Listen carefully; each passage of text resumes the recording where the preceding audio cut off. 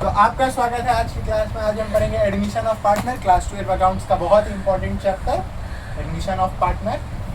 Partnership का ये आप कह सकते हैं कि तीसरा यूनिट है। सबसे पहला इंट्रोडक्शन होता है, यहाँ पे हम लोग सीखते हैं कि पार्टनर का कैपिटल अकाउंट कैसे बनाते हैं, पीएल अप्रोप्रिएशन कैसे बनाते हैं। दूसरा में हम लोग गुडविल के बारे में सीखते हैं और तीसरा है एडमिशन ऑफ पार्टनर। इससे ही रिलेटेड 4 टॉपिक्स आएंगे आपके, एडमिशन, रिटायरमेंट, डेथ और डिसोल्यूशन। एडमिशन में क्या होता है, एडमिशन ऑफ पार्टनर क्यों किया जाता है। सबसे पहला बात हम लोग को ये जानना जरूरी है कि पार्टनर को हम लोग क्यों फॉर्म में एडमिट करें। पार्टनर को एडमिट किया जाता है टू इंक्रीज द कैपिटल। समझिए फॉर्म में अभी कैपिटल है करेंटली 1 लाख रुपया, करेंटली फॉर्म में समझिए 1 लाख रुपया कैपिटल है और फॉर्म को अभी चाहिए कि भाई हमको 5 लाख रुपया कैपिटल, 5 लाख रुपया कैपिटल हो, तो फॉर्म अभी एक पार्टनर एडमिट करेगा जिससे वो कम से कम 4 लाख रुपया तक तो कैपिटल उठा ले। अब हर पार्टनर जो आएगा वो जब आएगा तो कुछ पार्टनर्स अपना हिस्सा सैक्रिफाइस करेंगे प्रॉफिट में और कुछ पार्टनर्स अपना हिस्सा गेन करेंगे। जो आता है मोस्टली वही गेनिंग पार्टनर कहलाता है और जो दो लोग जा रहे हैं, माने जो दो लोग पहले से पार्टनर है वो लोग सैक्रिफाइसिंग पार्टनर कहलाते हैं। सैक्रिफाइसिंग और गेनिंग पार्टनर का एक जर्नल एंट्री होता है, वो जर्नल एंट्री बहुत इंपॉर्टेंट है। उसमें हम लोग क्या करते हैं, गेनिंग पार्टनर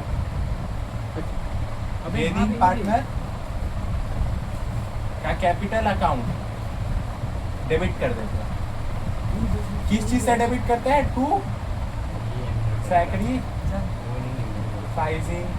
पार्टनर। तो सैक्रिफाइसिंग पार्टनर के में ये हम लोग का गेनिंग और सैक्रिफाइसिंग के बीच क्या जर्नल एंट्री है। समझिए 3 पार्टनर से ए बी सी, तो अगर उसमें सी गेन कर रहा है ना तो हम लोग सी को डेबिट कर देंगे और ए को हम लोग कर देंगे क्रेडिट, क्योंकि ए सैक्रिफाइस कर रहा है। अब जब कोई नया पार्टनर एडमिट होगा तो बहुत इंपॉर्टेंट चीज है एसेट्स का रिवैल्यूएशन करना। हम लोग एसेट खरीदे, पार्टनरशिप खोले, एसेट खरीदे 2 लाख रुपया में, बिल्डिंग खरीदे। अब बिल्डिंग का वैल्यू गिर रहा है, बढ़ रहा है, गिर रहा है, बढ़ रहा है, उसको करके एक रीवैल्यू करेंगे जब हम नया बैलेंस शीट बनाएंगे। ऐसे रिवैल्यूएशन अकाउंट का मैं अभी आपको फॉर्मेट दिखाता हूँ।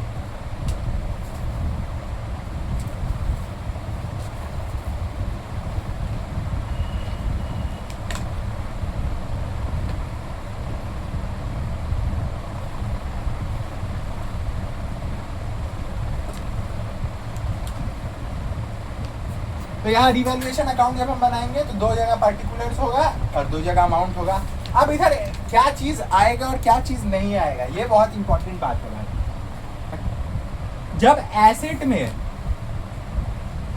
इंक्रीज होगा या लाइबिलिटी में डिक्रीज होगा, अगर मेरा एसेट बढ़ रहा है तो हम उसको रिवैल्यूएशन का क्रेडिट साइड पे लिखेंगे।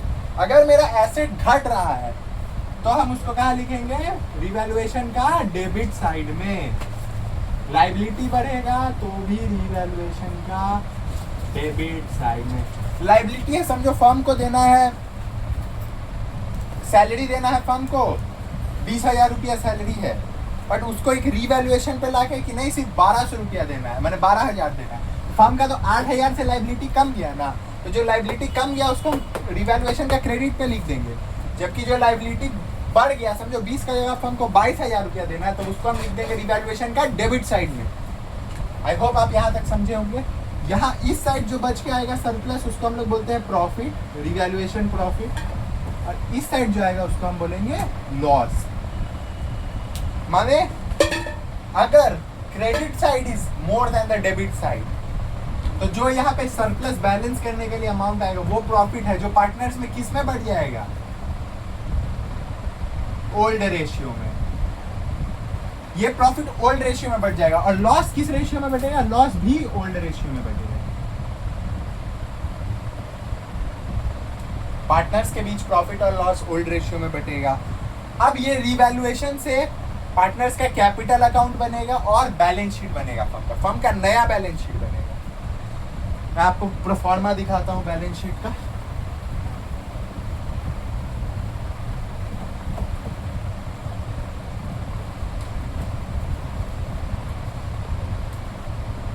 मैं आपको बैलेंस शीट का और पार्टनर्स कैपिटल का प्रोफॉर्मा दिखाता हूँ।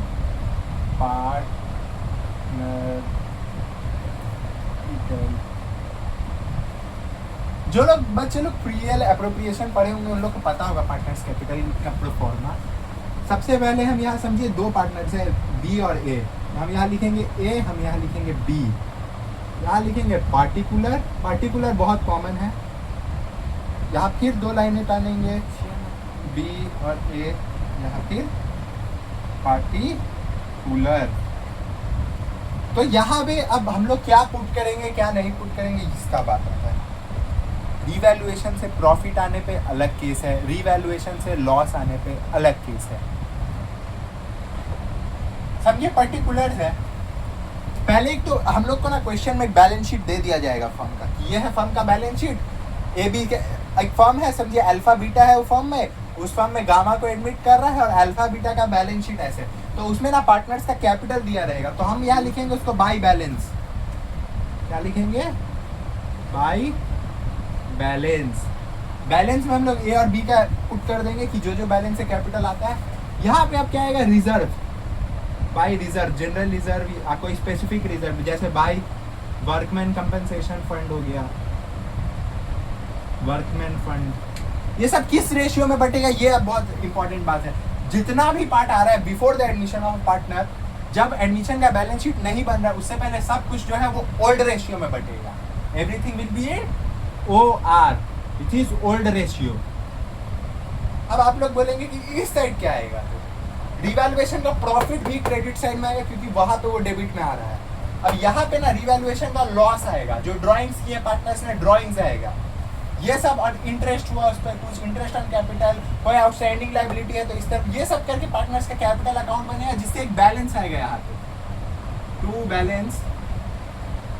जो बैलेंस कैरी डाउन करने के लिए बैलेंस आएगा ना, ये जो नई बैलेंस शीट बनेगी फर्म की उसमें ये बैलेंस दिखाया जाएगा पार्टनर्स के कैपिटल अकाउंट में। फिर हम लोग गुडविल का भी एडजस्टमेंट सीखेंगे। अभी मैं आपको गुडविल का एडजस्टमेंट दिखाता हूँ, क्योंकि मैं आपको गुडविल का एडजस्टमेंट एक क्वेश्चन से दिखाता हूँ। अभी मैं आपको एक क्वेश्चन दिखाता हूँ जिससे गुडविल का एडजस्टमेंट हो सके।